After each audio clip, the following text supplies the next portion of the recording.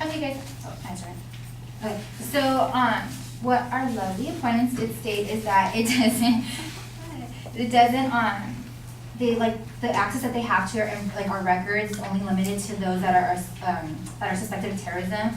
Under the act of this is going to the 215 portion of the Patriot Act. All forms of e-government, interagency, and intergovernment, intersector, and government citizens are transaction-based. So in other words, every citizen's electronic interaction with government creates a record. So they're still having access to anything that goes through the internet, emails, messages, data research, stuff like that. Also, I believe it was Chris that stated that judges reported that there's a lot of judges that are for the Patriot Act.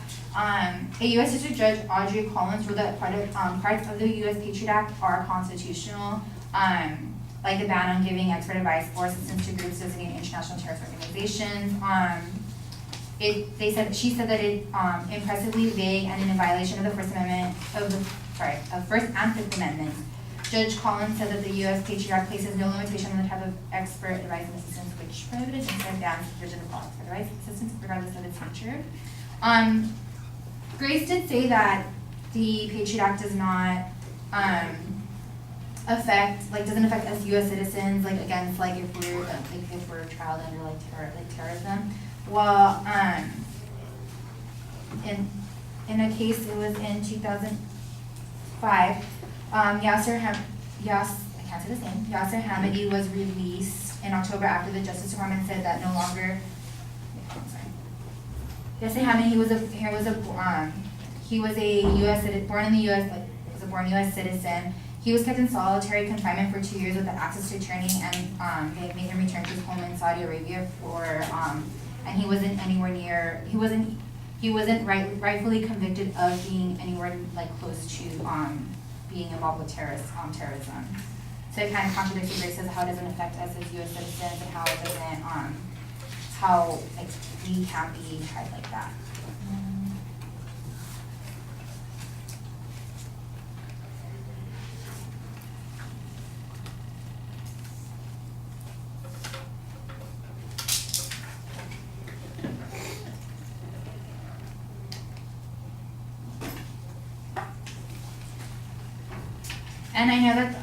And I know that they did state that the main reason for the Patriot Act was to help prevent terrorism, and they did state that it works, and although some parts do work, they have to keep in mind that when it was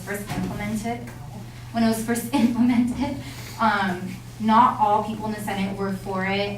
It was actually rushed by the Bush administration, so they didn't have enough time to go through it. That's why it was reauthorized, and even when it was reauthorized, they did say that minor changes to the act were made, so it wasn't fully changed. So under the Patriot Act, the government still has access to to things that they shouldn't have, our privacy, stuff like that, our emails and stuff, messages, data records. A lot of people, for instance, I know that under the